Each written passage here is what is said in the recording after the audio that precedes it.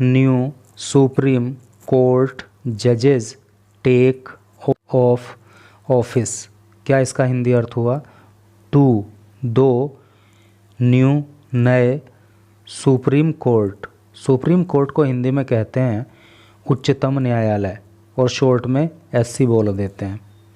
जजेज न्यायमूर्ति या न्यायाधीश, टेक लेते हैं, ओथ शपथ, ऑफ ऑफिस पद की। तो क्या टोटल का अर्थ हो रहा है कि दो नए सुप्रीम कोर्ट के जज पद की शपथ लेते हैं। काफ़ी इम्पोर्टेंट न्यूज़ है आपके एग्ज़ाम के दृष्टिकोण से भी, क्योंकि कोई अगर हाल ही में आपका एग्ज़ाम होगा तो पूछ सकता है कि अभी हाल ही में सुप्रीम कोर्ट के अंदर जो नए जजों की नियुक्ति हुई उनके नाम बताइए, नीचे ऑप्शन दे देगा, उसमें से आपको फिर बताना होगा। तो ध्यान से न्यूज़ को पढ़ लोगे तो फिर कोई दिक्कत होगी नहीं। तो एक फ़ोटो दी हुई है, उसके नीचे जो लिखा है उसको पढ़ते हैं। चीफ जस्टिस मुख्य न्यायाधीश DY चंद्रचूड़, जिनका नाम DY चंद्रचूड़ है। ग्रीटिंग, ग्रीट का मतलब होता है अभिनंदन करना या शुभकामनाएं देना। जस्टिस R माधवन, न्यायमूर्ति R माधवन का after administering the oath of office. देखो, administer the oath of office का हिंदी अर्थ होता है पद की शपथ दिलाना। पद की शपथ दिलाने के बाद at the supreme court, supreme court में, अर्थात सुप्रीम कोर्ट में मुख्य न्यायाधीश DY चंद्रचूड़ न्यायमूर्ति R माधवन को पद की शपथ दिलाने के बाद उनका अभिनंदन करते हुए, उनको शुभकामनाएं देते हुए, जैसे कि आप फोटो में देख ही पा रहे हो कि दोनों एक दूसरे को हाथ जोड़ करके अभिवादन कर रहे हैं, शुभकामनाएं दे रहे हैं। तो अब चलिए पढ़ते हैं न्यूज़ को इधर डिटेल में, तो और भी चीज़ें क्लियर हो जाएंगी। Chief justice of India, Bharat के मुख्य न्यायाधीश DY चंद्रचूड़, ये नाम आप ज़रूर याद रखना कि इस समय जो है भारत के मुख्य न्यायाधीश कौन है? DY चंद्रचूड़ हैं। ऑन थर्सडे, तो DY चंद्रचूड़ ने थर्सडे को administered the oath of office, अभी पीछे भी आया था, administer the oath of office का मतलब होता है पद की शपथ दिलाना। तो पद की शपथ दिलाई टू जस्टिसेस न्यायमूर्ति N कोटेश्वर सिंह, N कोटेश्वर सिंह को, एंड R माधवन, और R माधवन को एज के रूप में सुप्रीम कोर्ट जजेज, सुप्रीम कोर्ट के जजों के रूप में। ठीक है, तो सेंस क्लियर है ना कि भारत के मुख्य न्यायाधीश DY चंद्रचूड़ ने थर्सडे को न्यायमूर्ति N कोटेश्वर सिंह और R माधवन को सुप्रीम कोर्ट के न्यायाधीश के रूप में शपथ दिलाई। नेक्स्ट पैराग्राफ में क्या लिखा है? द न्यू जजेज, ये जो नए जज हैं ना, हैव रिटर्न्ड, तो इन्होंने वापस कर दिया द कोर्ट, न्यायालय को, to its full sanctioned strength, जो कोर्ट की पूरी अपनी एक अधिकृत स्ट्रेंथ है, अर्थात कितने जज वहाँ पे होने चाहिए, जो अपनी एक अधिकृत स्ट्रेंथ है, कितनी? ऑफ 34 जजेज, 34 जजों की। After a gap of nearly 3 months, लगभग 3 महीने के अंतराल के बाद। पता लग गया ना आपको क्या कहना चाह रहा है? कहना ये चाह रहा है कि न्यायालय की जो 34 जजों की अपनी एक सैंक्शनड स्ट्रेंथ है, तो इन 2 जजों की नियुक्ति से वो स्ट्रेंथ कंप्लीट हो गई, और ये जो है स्ट्रेंथ कंप्लीट होने में लगभग जो है 3 महीने का समय लगा। तो यहाँ पे एक बात और क्लियर होकर सामने आई कि सुप्रीम कोर्ट के अंदर जो है वो आधिकारिक तौर पर कितने जज होने चाहिए? 34 जज होने चाहिए। ठीक है, दे फिल द वैकेंसीज़, तो इन जजों ने वैकेंसीज़ को फिल किया, जो नियुक्ति थी उनको भरा, खाली जगह पड़ी थी मतलब जो, उनको भरा, लेफ्ट इन द कोर्ट, जो कोर्ट में खाली पड़ी हुई थी, विद द रिटायरमेंट, और ये स्थान खाली कैसे हो गए थे, कैसे ये वैकेंसी आई थी, विद द रिटायरमेंट, रिटायरमेंट की वजह से, सेवानिवृत्ति के कारण, ऑफ जस्टिस अनिरुद्ध बोस, जो न्यायमूर्ति अनिरुद्ध बोस रिटायर हुए थे, उनके रिटायरमेंट से एक पद खाली हुआ था ऑन अप्रैल 1 अप्रैल को, एंड जस्टिस A.S. बोपन्ना इन में, और न्यायमूर्ति A.S. बोपन्ना मई के महीने में रिटायर हो गए थे। तो इन 2 जजों के रिटायर होने से जो सुप्रीम कोर्ट की अपनी सैंक्शनड स्ट्रेंथ है वो कम हो गई थी, और अब 2 जजों की और नियुक्ति हो गई है तो वो स्ट्रेंथ कंप्लीट हो गई है।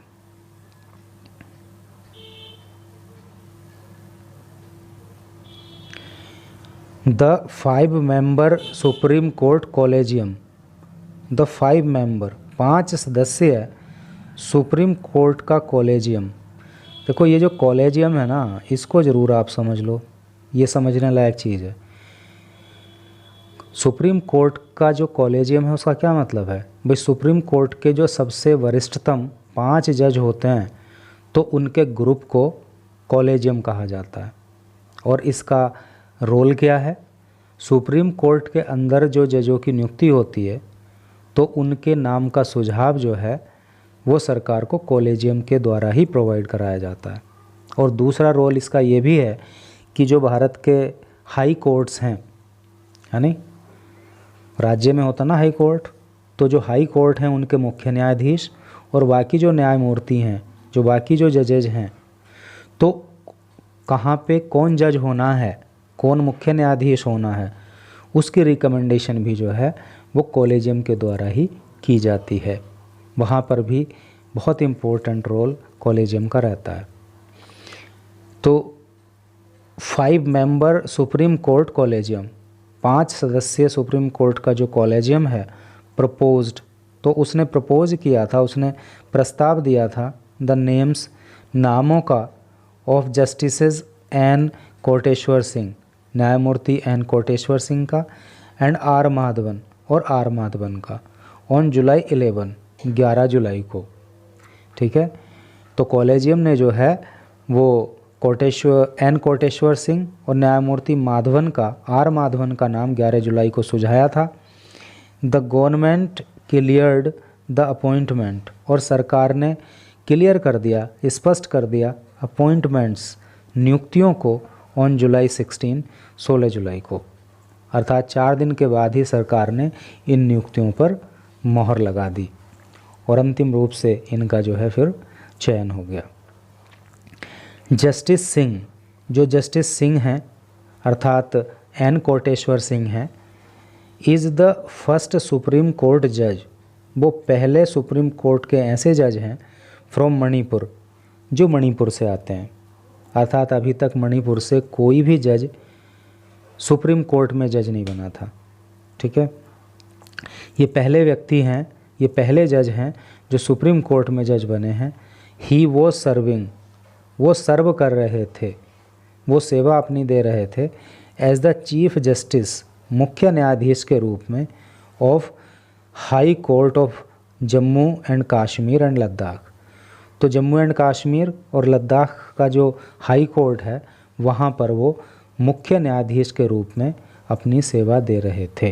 अर्थात अब सुप्रीम कोर्ट के जज बनने से पहले वो क्या थे, जम्मू एंड कश्मीर और लद्दाख के वो जो हाई कोर्ट है वहाँ के मुख्य न्यायाधीश थे। आगे पढ़ें।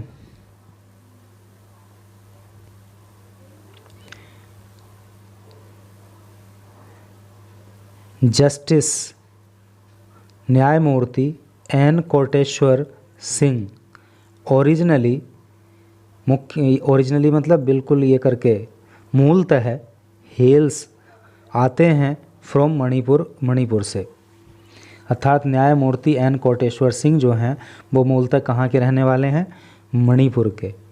हीज़ अपॉइंटमेंट, उनकी जो नियुक्ति है एज ए जज of the supreme court, supreme court के जज के रूप में, विल प्रोवाइड, वो प्रोवाइड कराएगी, वो देगी रिप्रेजेंटेशन, रिप्रेजेंटेशन का मतलब होता है प्रतिनिधित्व, तो वो प्रतिनिधित्व देगी टू द नॉर्थ ईस्ट, उत्तर पूर्व का जो क्षेत्र है उसको, एंड इन पर्टिकुलर, और ख़ास तौर से, ही विल बी, वो होंगे, द फर्स्ट जज, पहले न्यायाधीश, from the state of Manipur, Manipur राज्य से, टू बी अपॉइंटेड, जिनको नियुक्ति मिली, एज ए जज, एक जज के रूप में, of the supreme court, supreme court के रूप में, the collegium had highlighted in its resolution, और ये बात कॉलेजियम ने जो है अपने रिजोल्यूशन में हाईलाइट की, वहाँ पे प्रदर्शित की, वहाँ पे मेंशन की, वहाँ पे बताई। समझ गए ना आप कि ये जो एन कोटेश्वर सिंह है ना, बेसिकली मणिपुर के रहने वाले हैं, और सुप्रीम कोर्ट के जज के रूप में इनकी जो नियुक्ति हुई है वो जो उत्तर पूर्वी राज्य है नहीं, उसका प्रतिनिधित्व जो है इनकी नियुक्ति से सुप्रीम कोर्ट में हो जाएगा। ये बात जो है कॉलेजियम ने कही। आगे पढ़ेंगे। द कॉलेजियम, ये जो कॉलेजियम है, हैज़ टेकन, तो इसने लिया है, ड्यू नोट, खास संज्ञान, ऑफ द फैक्ट, इस तथ्य का, दैट जस्टिस आर माधवन, कि जो न्यायमूर्ति आर माधवन है ना, रैंक्स थर्ड। भाई किसी भी जज को अपॉइंट करने के लिए कुछ विशेष बात तो चाहिए ना, तो अभी जो ऊपर ये जो कोटेश्वर सिंह थे, इनके बारे में विशेष बात आपको पता चली कि ये मणिपुर के रहने वाले हैं, और अब सुप्रीम कोर्ट में नियुक्ति से पहले ये जो है जम्मू एंड कश्मीर एंड लद्दाख का जो हाई कोर्ट है वहाँ पे मुख्य न्यायाधीश थे। अब बात कर रहे हैं आर माधवन के बारे में कि इनको क्यों यहाँ पे जो है अपॉइंटमेंट दी गई है। The collegium has taken, collegium ने लिया, ड्यू नोट, विशेष ध्यान दिया, या यूँ कह लीजिए विशेष संज्ञान लिया, ऑफ द फैक्ट, इस तथ्य का, दैट जस्टिस आर माधवन, कि जो जस्टिस आर माधवन हैं, रैंक्स, तो उनकी रैंक आती है थर्ड, तीसरी, इन द ऑर्डर, क्रम में, ऑफ प्रेजेंटली सर्विंग जजेज of the Madras high court, अर्थात मद्रास हाई कोर्ट के अंदर जो जज अपनी सेवा दे रहे हैं, तो उनके अंदर जो है आर माधवन की तीसरी रैंक है, इंक्लूडिंग, जिसमें शामिल हैं, इंक्लूडिंग द जजेज, जिसमें वो जज भी शामिल हैं,